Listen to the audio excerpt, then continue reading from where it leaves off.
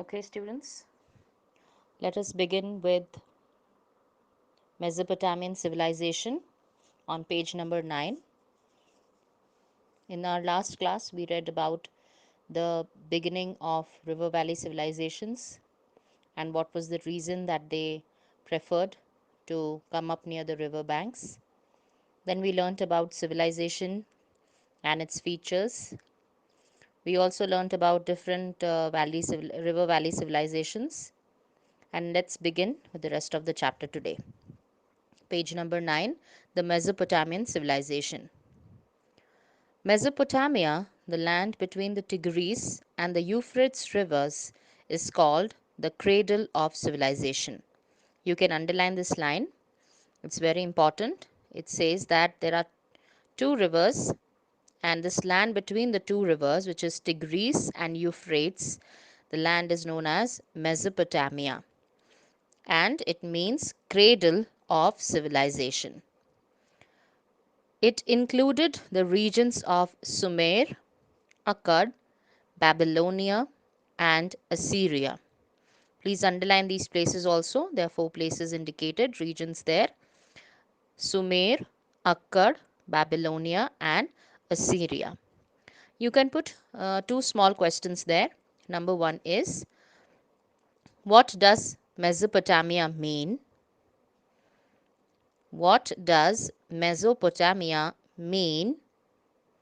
The answer is cradle of civilization.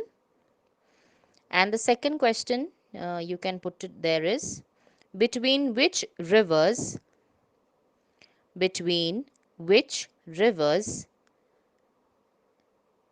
is Mesopotamia located?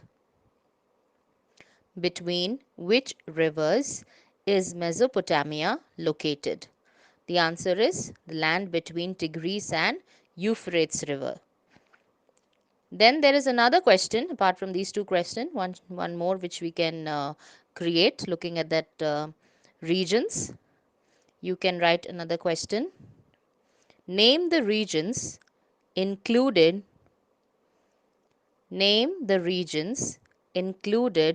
in Mesopotamia. Name the regions included in Mesopotamia. You can see the answer clearly. It included the regions of Sumer, Akkad, Babylonia, and Assyria. So that is basically in the introduction. The word Mesopotamia means cradle of civilization. And why it is called cradle? Because it is located between the 2 rivers, Tigris and Euphrates. Okay. And there are regions mentioned here, 4 different regions. Now, how is it that historians came to know about this civilization? What are the sources that tell us about this civilization? So, the next paragraph is sources. We get to know about the Mesopotamian civilization through archaeological sources such as the ziggurat at Ur, the seals, and literary sources such as the Epic of Gilgamesh. Now, I want you to underline 3 important things here. 1. Archaeological sources. 2. Literary sources. Okay. Now, in sources, wherever we are learning about history, we always come to know about history through different sources. One is archaeological and the second is literary. This is not just restricted to this chapter. Whatever chapters ahead we will be studying about history, mostly we come to know about through the archaeological sources or literary sources. So here also they have given, we get to know about Mesopotamian civilization through the archaeological sources. In archaeological sources, things such as buildings, seals, coins, all those things come. So archaeological sources, what is they mentioned here? The ziggurat. If you can see, it is in blue color, and blue color indicates that is a new word for you. So on page number 12, turn to page number 12. In the new words, ziggurat is mentioned, and it says a tower shaped structure with a temple on top. So the ziggurat is an archaeological source. And where is the ziggurat? At Ur. So circle that ziggurat at Ur. It is a place Then the second archaeological sources is the seals. So that also you can circle and just connect it with archaeological source. So we have two archaeological sources. One is ziggurat at Ur and the second is seals. Now another part of resources is literary sources. Second part of resources is literary sources. What are literary sources? We have an epic of Gilgamesh. Now, literary means any written record. Okay, so two ways, as I said, two sources ideally we have for historians. One is through archaeology, that could be buildings, seals, coins, all those old artifacts which are remaining, that are archaeological sources. And the second kind of source is literary, that means any written record. So what is the written record that we have here is the epic of Gilgamesh. So we can create a very good question here. I want you to first underline the epic of Gilgamesh. Now you can write down two questions here. Name any two archaeological sources. Name any two archaeological sources that tell us that tell us about the Mesopotamian civilization. Name any two archaeological sources that tell us about the Mesopotamian civilization. The second question you can write down is name the literary source. Name the literary source that tells us about Mesopotamian civilization. The answer to this is Epic of Gilgamesh. Okay, now let's move on to page number 10 and let us see how it all began. You can see a picture there which tells you ruins of Ur, and it is written Ur was a major port for trade. So an area where trade was done, business was done. So port for trade, so that's Ur, and ruins means the remaining. Let us begin with origin. I hope you have your pencils ready, so keep it with you when we study history. Around the 3rd millennium BCE, please underline this date, 3rd millennium BCE, a civilization developed under the Sumerians. Underline Sumerians also. This was the first civilization. Please underline this line. This was the first civilization. So as we are learning, Mesopotamian civilization was the first civilization. And when did it begin? It began around 3rd millennium BCE. Mesopotamian cities. Many ancient cities such as Eridu, Kish, Uruk, Lagash and Ur have been excavated. Please underline these names: Eridu, Kish, Uruk, Lagash and Ur. You have 5 cities here. These cities were excavated. Okay. Excavation means basically digging out from the earth surface and you figure out the old remains of early civilizations. Ur was the biggest city. Please underline, the biggest city in Mesopotamia was Ur. It was divided into 3 parts. So please underline the next line also. First part is the sacred area. You can underline the sacred area and put 1 over it. The walled city on a mound and the outer town. So 3 parts. Second part is the walled city on a mound, that's second, and the outer town is the third. So Ur, the biggest city, was divided into 3 parts. The first part is the sacred area, the second part is the walled city on a mound, and the third part is outer town. The sacred area consisted of a tower called the ziggurat, which we have just learned that it is on top of a mountain or a mount, and there was a temple. So the sacred area consisted of a tower called ziggurat, on top of which a temple dedicated to the patron god of the city. Please underline, on top of which was the temple dedicated to the patron god of the city. So if in exam there is a question for to whom was the temple on ziggurat dedicated to, you can always write the answer is patron god of the city. Offices and storehouses were also situated in the sacred area. So the city is divided into three parts.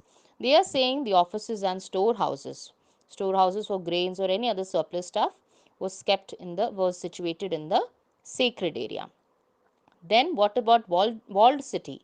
The walled city and outer town were residential areas. You can underline this also. Now they have divided the city into three. Offices etc. are in the sacred area. Walled city and outer town were residential. Residential is me for people to reside or stay. Like wherever we are staying right now is the residential areas. So whatever people used to stay in the walled city and outer town. Mud bricks, mud brick houses of different sizes have been found here. So, different sizes houses, like are all houses in the city same?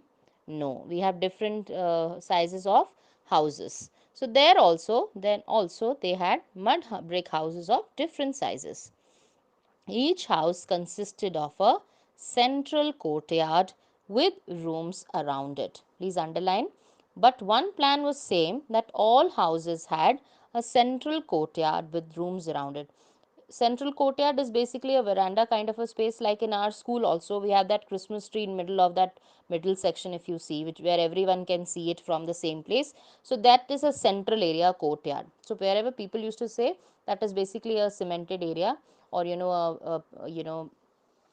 not a green area maybe, but that's a courtyard where everyone can come and sit together, or probably have a view of the houses or the rooms around. So that's about the Mesopotamian cities. So a very easy way to learn this is divided into small questions. We have underlined the few cities. Let's put a few questions there. We can put one question. Name the ancient cities which have been excavated. You can write down one question. Name the ancient cities which have been excavated in Mesopotamia. The answer to that will be Eridu, Kish, Uruk, Lagash and Ur. That's the first line of this paragraph, Mesopotamian cities. Then a short question could be, which was the biggest city in Mesopotamia? Which was the biggest city in Mesopotamia? The answer to that is Ur. So such small questions can help you to learn the lesson well. Then we have another small question. Where were offices and storehouses in Mesopotamia situated? Where were offices and storehouses in Mesopotamia situated? The answer to that will be in the sacred area. Okay, moving on. Social classes. Now, just like any civilization, any society, the different classes of people were divided based on their economy or financial status, or their power or anything. Let's see how it was for Mesopotamia. There were different classes in the Mesopotamian society. The king was very powerful. Please underline this. It is very important. Who was the most powerful person here? The king.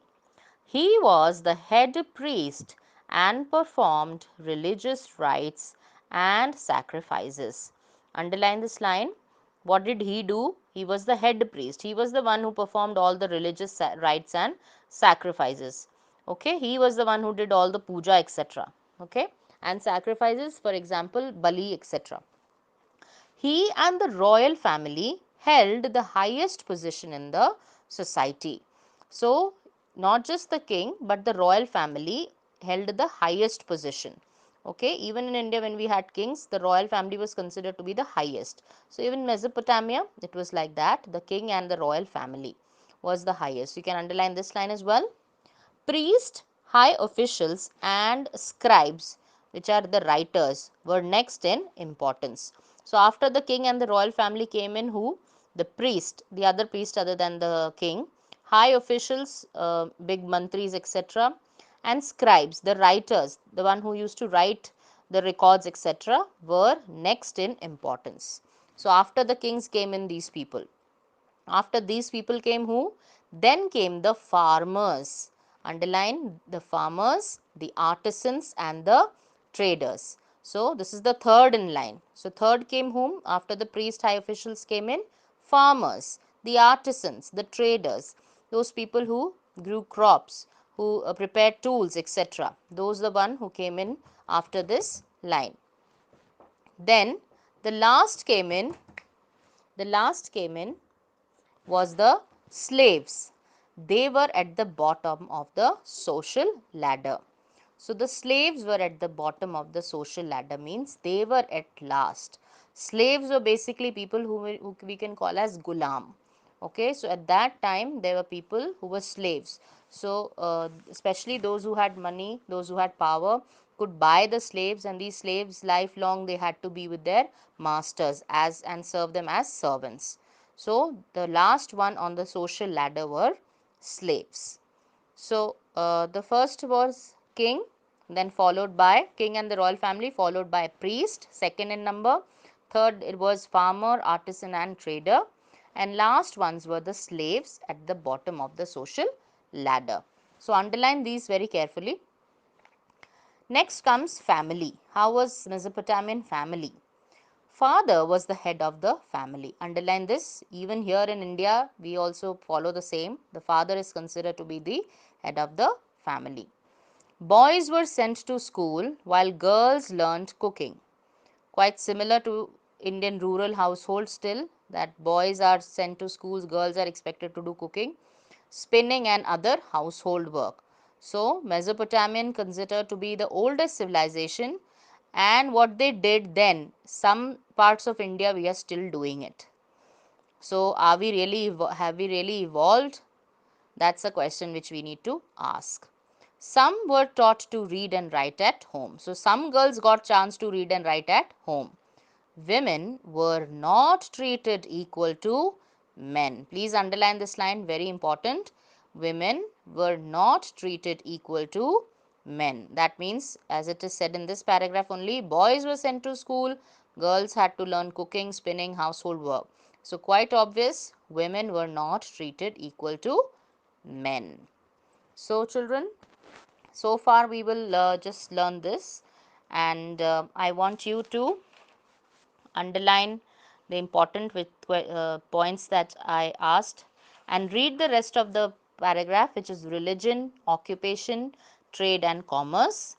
We have cut a few portions in the book which I had just sent you yesterday. Major achievements, the next page, page number 12, Hanging Gardens of Babylon, sciences, all that is cut. It is only for reading. So, I want you to give reading to this three paragraph, which is religion, occupation, trade and commerce, and try solving the question answers given on page 13.